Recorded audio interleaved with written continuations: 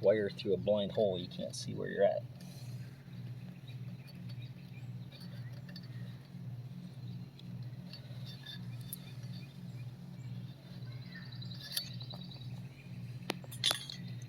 Okay.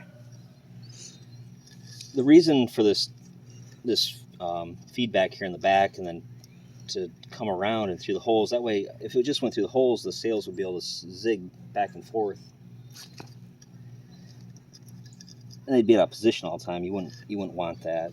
Where if you come around, wrap it, and then come through again, you got a dedicated length that the sails are set. That's how far they're always going to be from that pole.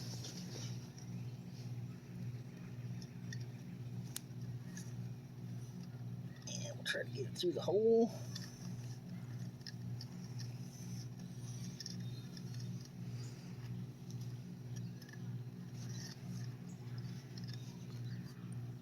Just got stung by a bee.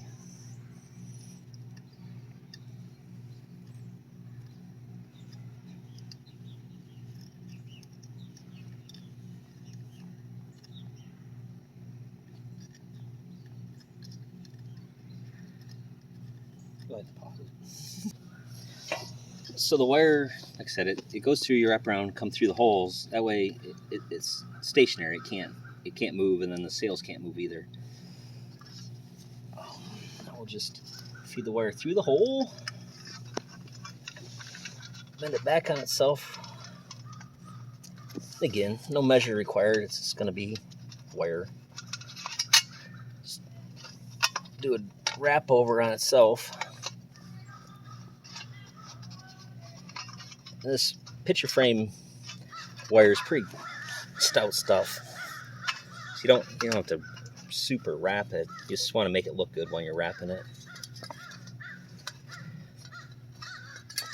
So this piece is going to hang a little lower, so it's going to be a little bit longer on this side. And I say that just visually, the way it came out. I don't want it hanging really low. So that wire, again, it wraps real nice. It's good to work with.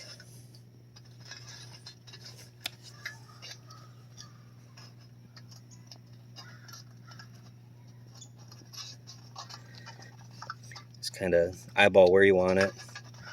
Bend the wire back on itself, and then just around and around.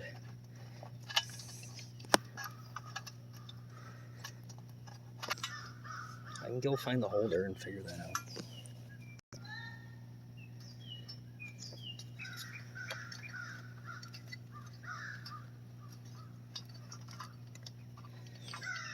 Oh, and that's the last of those. Now I have these little bronze tees, and they go right in the wood. That's what that hole's for. This will mount here. That'll strap in.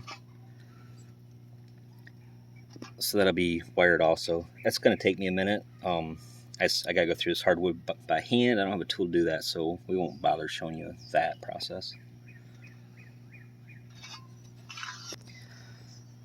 So the little L brackets are in.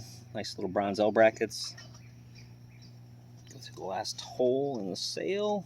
Bend it over. Get a nice tight wrap on that.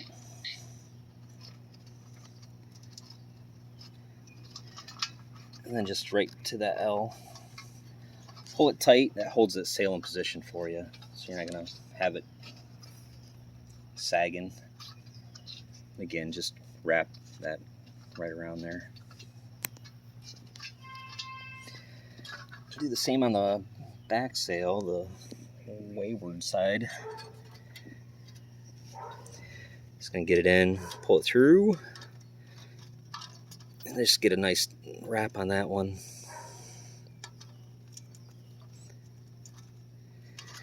And then pull it down tight to the L bracket there.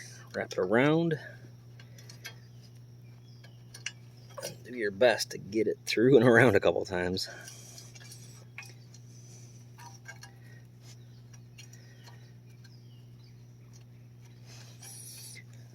And that's the final boat. The only thing left is I'm going to take it over to my tree where I hang them. To do my stains and finishes and stuff. Thank you, Holly. But you can see how that grind kind of has a movement to it as you walk across the room, and that the light hits that grind, it gives it a little movement, which is nice. So again, so you can see I got a screw in this tree here, and then that hole in the back of that mast, you just line up the hole. It sits around that screw head and just hangs for you. With the finish, this is a little one I just did before. Just popping out the little ones, getting them done with. So there's not a whole lot to them. Less materials, and the same hole drilling and all that. So now I'm going to just, on these, I'm going to do a clear on these. It'll still give it a wet look as the clear soaks into it. So it'll darken this wood up quite a bit. It'll give it a high gloss too. This is all high gloss, which will help also with the sea life on there. It'll help bind it. It'll kind of work as a glue. Just give that a shot. Not so much it runs, but enough where it builds up pretty quick. And get the backside too. Some, just in case somebody wants to mount these outside. Don't want to make a poor spot. Get the pole on the backside. Get the sail on the backside. And do the same on this side of the boat. Just right behind it there. Get the sail. A little hit on the wood. And then the sails, I just give them a light dusting so they don't want runs, but I want them protected. And get the pole up and down on the mast, get a high sheen. The sun's not out anymore. We got a cloudy day, but if the sun was out, you'd see it hitting on the sails there. But that's it. So that'll be the end of that project too. So we got one little quick one we made earlier, and then the one we just did with you guys. You see it, that clear, it brings out some color. It makes the wood a lot darker. It's a wet look, which is nice, but it draws out the different colors in it too. But then with the sails, if it was a sunny day, like I said, you'd see the movement in those sails. It would have some sun coming across them, but they're pretty when they're hanging on the wall. And this one with all the sea life in it, it'll be a nice little boat. But they're not too complicated, and it's fun to go get the driftwood.